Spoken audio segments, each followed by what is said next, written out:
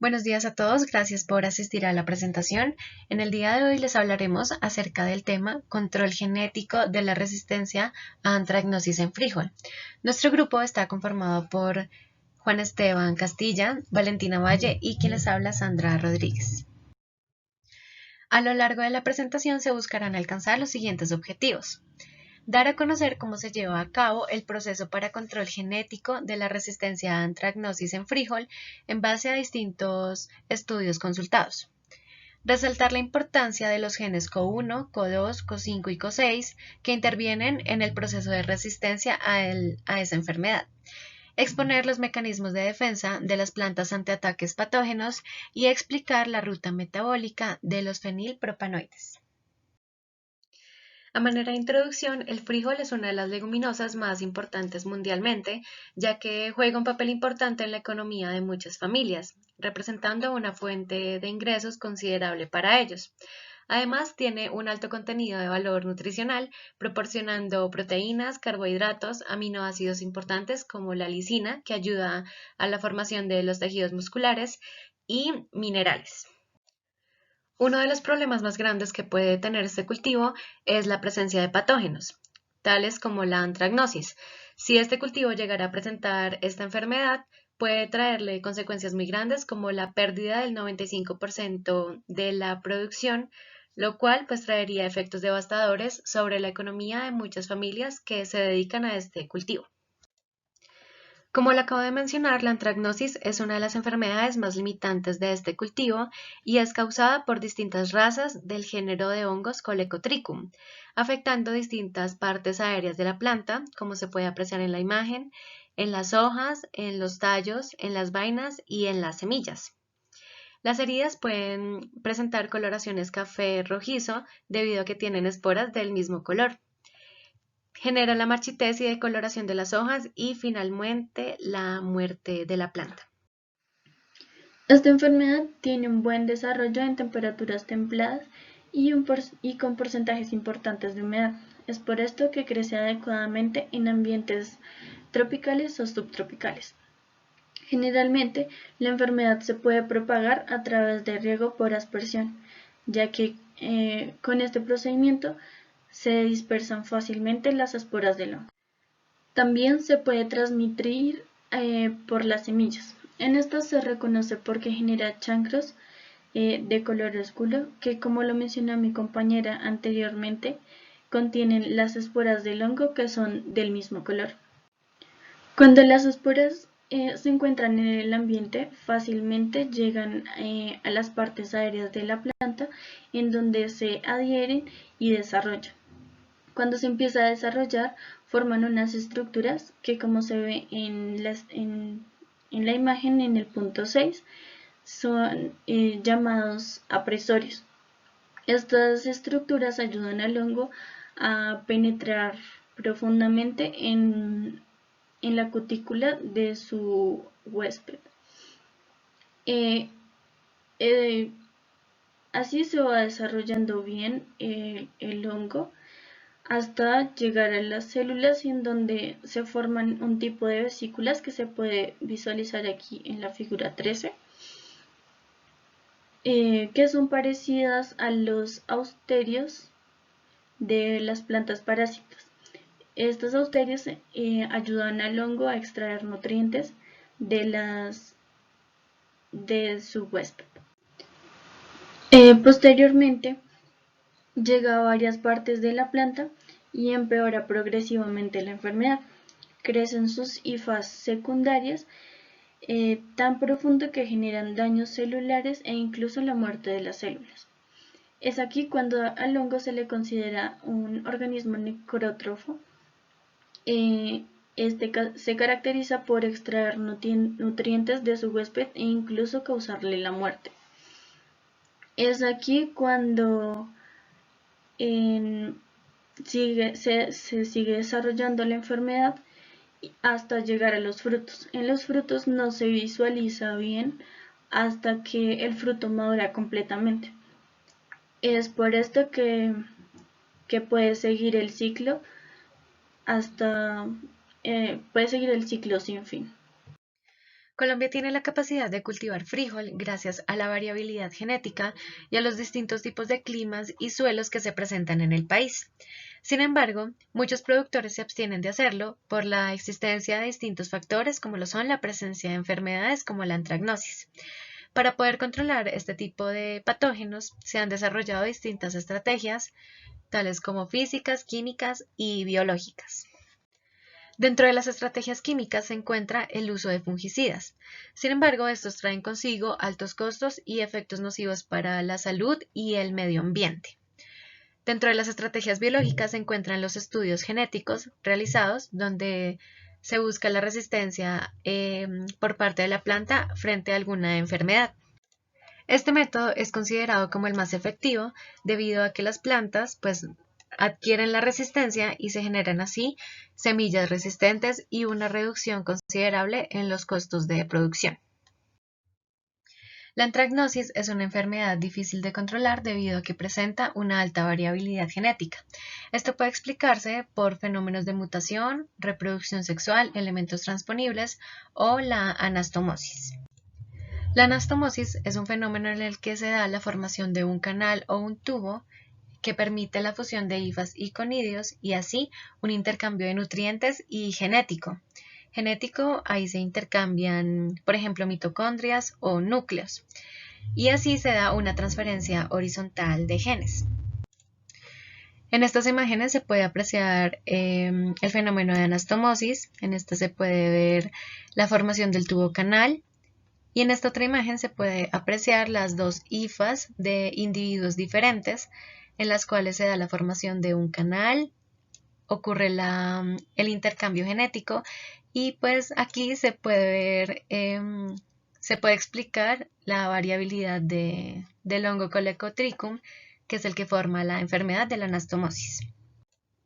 Aquí vale aclarar también que por la variabilidad que presenta el hongo, la resistencia que puede adquirir una planta es casi específica para ciertas razas que se tengan del hongo. Y pues esto también varía acorde con la región o país en la que se está estudiando este fenómeno de la resistencia. Se han realizado numerosos estudios en los cuales los científicos han logrado identificar aproximadamente 13 genes cuyos alelos están relacionados con la resistencia a antracnosis. Estos están numerados del CO1 al CO13, siendo dominantes, a excepción del gen CO8 que es recesivo. Vale aclarar que el número de genes que poseen resistencia a la antracnosis varía según los autores. Algunos consideran que son 10, otros 11 y otros 13. Algunos también consideran que el gen CO7 y el CO9 en realidad son alelos que hacen parte del gen CO3. Se dice que el locus CO1 es multialélico debido a que posee distintos tipos de alelos que van numerados del CO12 al CO15. El locus CO5 tiene la presencia de dos alelos y el CO2 y el CO6 no presentan alelismo múltiple. Se han realizado también mapeos genéticos donde se ha observado que los genes se encuentran organizados. Entonces hay una organización de loci vinculados que poseen resistencia a diferentes tipos de raza del hongo Colecotrichum. Esto lo tratará mi compañero Juan más adelante. A continuación podemos observar los 12 cultivares más utilizados para el mejoramiento de frijol. Estos cultivares pueden tener origen mesoamericano, pueden tener origen andino. Además, en la tabla se muestran también los diferentes genes o alelos de resistencia que presentan cada uno de estos cultivares. A la derecha podemos ver una imagen donde se muestran cada uno de los cultivares mencionados. En esta imagen presenciamos los 11 cromosomas del frijol, observando en color verde los diferentes genes responsables de la resistencia a antracnosis. En color rojo también presenciamos las principales zonas donde se encuentran diversos genes responsables de la resistencia a diversos patógenos. Y tenemos una pequeña escala para darnos una idea del tamaño de estos genes. Esta escala está dada en millones de pares de bases. Por último, al lado izquierdo de cada cromosoma podemos ver algunos marcadores muy utilizados para la ubicación de estos genes de resistencia. En esta imagen podemos observar dos mapas relacionados a frijol, uno mapa cromosómico y otro mapa de enlace que fueron superpuestos. Este mapa nos muestra los diferentes loci responsables de la resistencia, la ubicación de diferentes loci a lo largo de los diferentes cromosomas, y también varios QTLs responsables también de la resistencia a la enfermedad. Ya en esta diapositiva seleccionamos 4 de estos cromosomas, los cuales contienen varios de los genes CO referentes a la resistencia a la enfermedad y varios QTLs también responsables de la resistencia. Características de los genes CO. Acorde con varios autores, es recomendable realizar cruces entre individuos que posean los genes CO1, CO2, CO5 y CO6, debido a que tienen la característica en común en que confieren resistencia al hongo Colecotrichum. Sin embargo, difieren en el distinto tipo de cepa al cual son resistentes. Al cruzar estos genes también, el CO1 es de origen andino y los otros, o sea, el CO2, el CO5 y el CO6 son de origen mesoamericano, se estaría buscando generar una resistencia a diferentes cepas del hongo y también en diferentes zonas, tanto en la andina como en la mesoamericana. También se estaría buscando piramidar genes. Esta es una técnica que busca acumular la mayor cantidad de genes de interés en un mismo genotipo. Entonces, a través de cruces y retrocruces, busca verificar una combinación de genes de interés que estén presentes en la progenie resultante. Existen varios métodos que tiene la planta para defenderse frente a patógenos. Uno de ellos es la resistencia inducida por efectores, que la vamos a tratar más adelante. Otro es la producción de isoflavonoides. Estas moléculas son reconocidas por su papel antioxidante. Y también tenemos la producción de quitinasas, las cuales se encargan de la producción de estas enzimas, las cuales son capaces de degradar la quitina, que es un componente principal de la pared celular de los hongos. Y también tenemos la participación de las proteínas ricas en hidroxiprolina, que es un componente importante de la pared celular de las plantas. La cual esta última proteína se encarga de fortalecer las paredes celulares de las plantas de manera que los hongos no puedan penetrar en ellas y de esta manera no puedan robar los nutrientes de la célula y generándose una resistencia. La resistencia a patógenos puede ser clasificada de varias maneras. La más aceptada menciona que las plantas pueden identificar patrones moleculares que se relacionan con el patógeno, llamados PAMP. Estos son reconocidos a través de receptores de reconocimiento PRR y a esta fase se le llama inmunidad activada por PAMP. En esta fase, el patógeno crea unas macromoléculas llamadas efectores.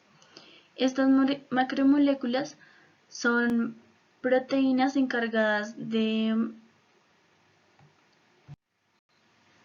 suprimir el sistema de defensa de las plantas en el lugar en donde se produjo la infección y de esta manera poder infectar otras zonas, además de contribuir con el desarrollo de la enfermedad. Los efectores son reconocidos por genes de resistencia R y al generarse esta reacción, el efector se transforma en un factor de avirulencia ABRR, pues hace que disminuya la capacidad de infección del patógeno. A esta fase se le llama inmunidad activa por efector. Esta es algo parecido a la inmunidad activada por PAMP, pero en esta parte es acelerada y amplificada. Luego vuelve a suceder la susceptibilidad activada por el efector ETS y de nuevo la inmunidad activada por el efector. Esta respuesta resulta en una resistencia a la enfermedad y conlleva a una muerte celular HR. Aquí es cuando sobrepasa y llega a la muerte celular.